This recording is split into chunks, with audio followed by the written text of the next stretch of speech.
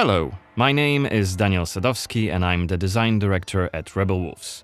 I would like to welcome you to the Blood of Dawnwalker summer gameplay video. Our game is a story-driven, open-world dark fantasy RPG set in medieval Europe. The game is currently in pre-beta stage, and what we are going to show you is just a part of one of the mid-game quests. It's a really cool story involving legendary swords and a haunted almshouse, but today we'll focus on showcasing our gameplay systems. We're starting on the outskirts of Svartro, the game's largest city and the capital of Vale Sangora. From here, we could head anywhere the eye can see, explore ancient ruins or sabotage vampire blood transports. But it's not just about where or when you go. It's also about how you approach the main quest and shape the story, making each playthrough uniquely your own. For now, we're following the road. Cohen is on his way to the city's cathedral, chasing leads about a powerful weapon said to be hidden in its crypts. But first, we'll have to deal with some bandits who camped out by the main road. Traveling through Vale Sangora is never boring. The world is dense with quests, random encounters, and locations steep in lore. This will be a great opportunity to show you our combat system. Our goal was to make the player feel like a real swordmaster who closely observes his enemies. We'll begin this fight by using acrid dust to stun one of the enemies. Now, when you attack, you choose one of four directions: up, down, left or right, in order to hit the opponent where he's unable to parry. And similarly, when defending, you have to take note of the enemy's intent and the direction of the attack. On the left side of the screen, just above Cohen's health, you have activation charges that will be filled in with each successful attack, block and parry. Once they are full, you can use one of the active abilities which allow you to take a more tactical approach to fighting. We started the fight by throwing some acrid dust, and now let's cast Burning Blood. It's a hex which boils the enemy's blood and burns their skin, dealing physical damage over time. Alright, time to finish this fight. Let's use the final activation charge to cast the artery attack, which actually decapitated the last opponent. Our hero quickly dispatched the bandits, so let's loot a few items they've left behind and open the inventory. First of all, let's replenish our health by eating something, and then take a closer look at this cool-looking weapon we just picked up. Ah, it has better stats than our current weapon, so let's equip it right now. We've also leveled up, so let's use this opportunity to spend the newly acquired skill point in one of Cohen's skill trees. The skills in the Blood of Dawnwalker are divided into 3 trees, one for human, one for vampire, and one shared between the two. We also have an active abilities panel. We can use it to unlock additional abilities to use during combat. Note that during the day, the health bar is not regenerating. You need to find consumables like the one we've just eaten. The hexes we've just used also consume some of Cohen's health. Be aware of that. The way our magic system works, there's always a price to pay for manipulating reality. But we can make it sting a bit less. Let's level up the Frugal Witchcraft skill, so next time we'll cast a hex, it'll consume fewer of Cohen's health points. Now that we've wrapped up the encounter with the bandits, we can be on our way to get inside the city. Right now, Cohen hasn't done enough to ruffle the vampire lord's feathers, so the guards will just wave us through. But the more damage you cause, the more suspicious and aggressive they'll become. So when you play the game yourself, you'll have to decide whether you want to challenge the vampires openly, or lay low until you're ready to strike and surprise them. It's even bigger than I remembered. And it's grander than before. They're putting in new stained glass. The Knyaz doesn't deny the old faith. Out of my face. This is the rich district of the city, Silberkreis. There's also Altermarkt, Neustadt, and the Middens. Each of the boroughs has its own feel and character. Get your stinking ass out of here. I was just passing through, I swear. I got tired and sat down and started begging. Looming high over the city is Brancis's castle, Greifberg. He took it over when he slaughtered the human ruler of the valley, Skender, as shown in the trailer we shared with you earlier in January this year. In order to complete the main quest and save your family, you'll have to storm the castle, alone or with help of friendly NPCs. We could do it right now if we wanted, but it would be super challenging. No more drink for you, my friend. Go home. Oh, let me. I just want to. Oh, let me in. You made a mess, and it's not that kind of inn. Let's check the map. The cathedral is really close. There's plenty of other places to see and things to do here. A couple of inns, a medic, a blacksmith, an armorer, and other merchants. You can see that not only the vampires came out of the shadows. This creature on the right is called an Uriash. Look around, especially at night, and you'll learn humans have lots to fear, not just the vampires.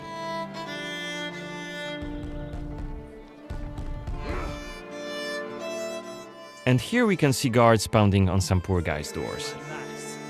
What is it about? Singing songs that mocked him and the faith. Who told you this nonsense? Was it Livia? It's just one of many different community scenes we're implementing in the game. Watch them closely when you play, as they might point you to new quests and hidden treasures, or signal changes in the game's world. Once again, I humbly beg of thee. I humbly... Ouch! I don't want to say it, Mum. It's a prayer. It's what we have to say. Go on. I humbly beg of thee, protect me and protect. Okay, we are at the cathedral gates. Again, since Cohen isn't yet wanted by the vampire regime, and it's daytime, we can simply walk inside.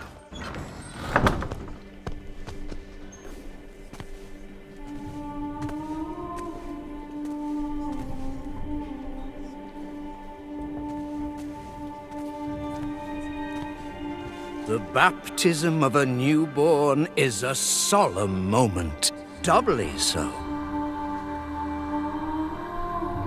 A new life joins our flock, bringing happiness to its parents and to the congregation.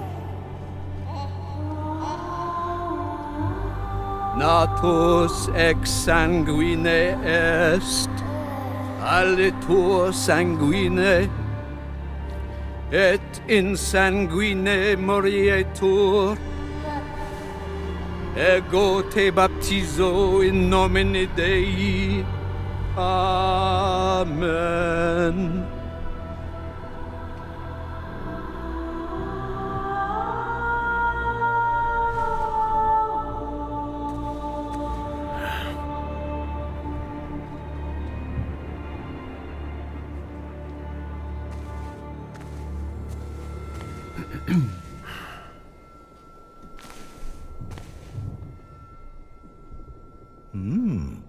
Don't I know you from somewhere, young man?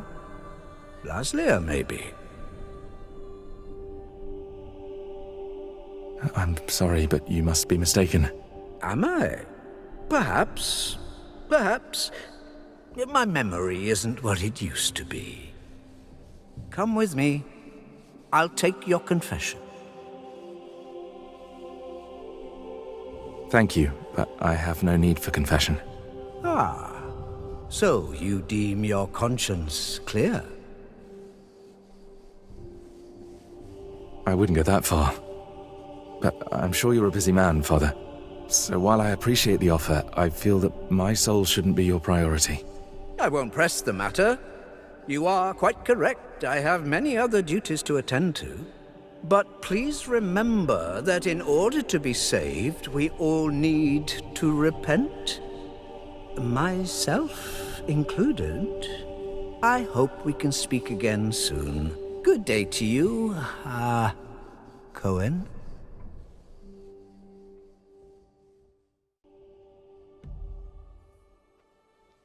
What we saw right here was just one of many cutscenes we recorded for the game, which smoothly transitioned into a dialogue scene. We use cutscenes to highlight key scenes or showcase interesting bits of lore. Like this blood baptism. Creepy, isn't it? The core feature of the Blood of Dawnwalker is the dual gameplay loop. Remember, Cohen may be a human during the day, but he turns into a vampire at night and has a different set of skills at his disposal. And this is just one variable that affects our quests. Depending on when you tackle a particular quest, what choices you've made earlier, whom you befriended, or whom you've angered, your gameplay and story experience will be very, very different. So each quest is a complex structure with multiple possible paths leading to the end goal. We maximize players' freedom and agency, offering you a narrative sandbox to play in. I wonder what secrets may be concealed up there, just beyond Cohen's reach. And how do we get there? It's impossible to do during the day, but come night, it's an entirely different story. Let us explain what we mean by taking our current quest as an example. During the day, we got inside the cathedral without any problems, since it's open for all to see and Cohen doesn't yet stand out from the crowd. The scaffolds, though, are outside of his reach. But climbing them won't be a problem for the vampire, who has many more exploration abilities at his disposal. Bear in mind, Cohen has not completed the quest yet. What's more, there are still a few clues to be found in order to solve this story. It's worth mentioning that narrative sandbox also means that we may completely abandon this quest and follow a different path to defeat Brensis. For today, we're focusing on the gameplay part, so let's see how we could tackle this particular quest during the night. We're starting right after dusk, as a vampire, on the rooftops of Svatro. Right now, we have 22 days left to complete this goal. This counter is always displayed and you'll be warned each time it's pushed forward. So you have to be aware of the time, and it's more of a resource you'll be spending than a racing clock. As a vampire, you'll see and experience the world from a different perspective. You can travel quickly and easily access places beyond the reach of regular humans. Let us show you what we mean. This is Shadow Step, a unique vampiric ability allowing Cohen to jump to almost any place within his reach. Now let's take a good look around using the focus mode. This ability highlights objects of interest and loot. And there is something right here. This time it's just some items to grab, but on other occasions, who knows, you might come across a hidden quest. Looks like our health is quite low. This is because, as a vampire, your health bar also represents your hunger level, and you start each night thirsting for blood. Remember, you have to quench this appetite in order to make full use of your vampire abilities, and rein in your monstrous nature around NPCs. Otherwise, you may end up draining someone important, which may lead to unpredictable consequences. We'd better feed then. Maybe on someone who is standing all alone. Like this drunkard. Let's grab him and use Voracious Bite ability. Unless you lose control due to hunger, you get to decide how much blood to drink. You can drain just a bit and knock your victim unconscious, or go all the way and kill them. And if you're adamant you don't want to hurt innocent humans, you can drink from animals and some other creatures. Finally, we are at the cathedral, but it seems to be closed for the night, and the entrance gate is well guarded. Let's find another way in.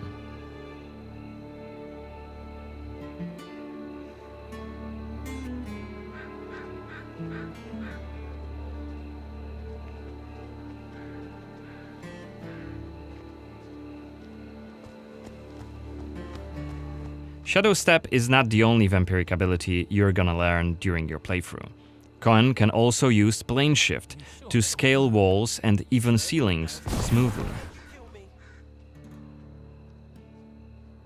This will allow us to explore every nook and cranny of the cathedral.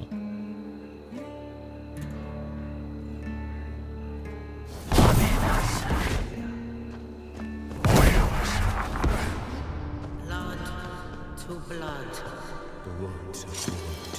Better be quiet. You shall become Kenya's princess. Is that voyeurist Xanthi? What the hell is she doing here? What is she doing? Is that a ritual for the blood gods?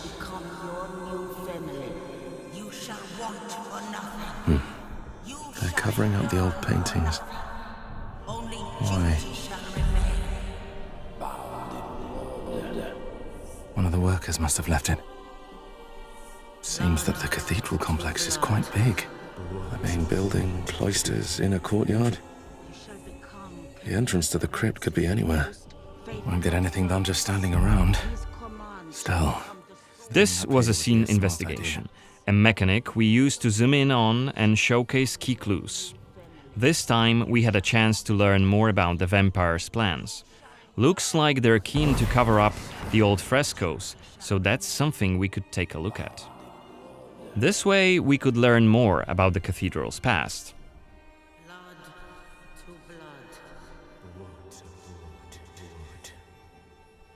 Looks like we aren't alone here. Underneath us there's a group of blood guards, soldiers hooked up on vampire blood, which makes them stronger. And one of Brances's vampire allies. It's Xanthi, the oldest vampire in Vale Sangora, and quite a powerful lady. Let's descend and check what's going on.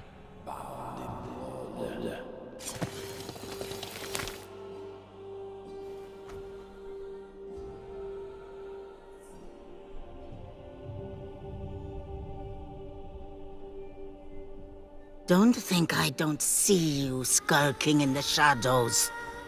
Come out!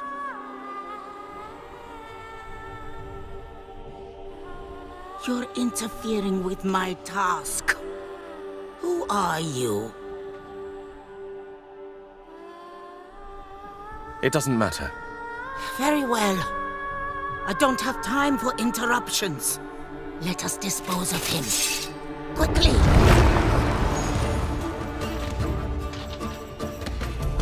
You've withstood it. Fascinating. Cohen is using his claws to attack when in vampire form. Blood guards are dual-wielding opponents. Their attacks are pretty strong. Of course, even when fighting with claws, combat is still directional. Don't worry, Cohen can still use his sword as a vampire. You haven't lived long.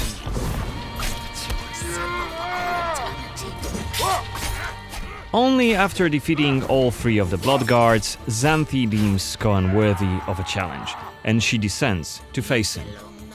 She uses her blood control powers to cast a multitude of attacks, like her blood whips that hit Cohen from left and right.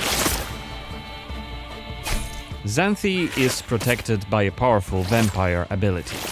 Once her stamina runs out, Cohen will have an opportunity to strike and deal some damage. But be careful, cause Xanthi is quick to counterattack and she will also try to restore her blood. Meanwhile, look at the indicator just below her health and stamina. It's a timer for the boiling blood skill that you've seen in the CGI trailer. So, if we don't hurry, the timer goes down to 0 and Cohen will eventually explode. And we're dead. Remember, we were only mid-game here, and Xanthi is one of the game's most punishing enemies. Defeating her right here and right now is very much possible, but it would be hellishly difficult. A fun challenge for hardcore players.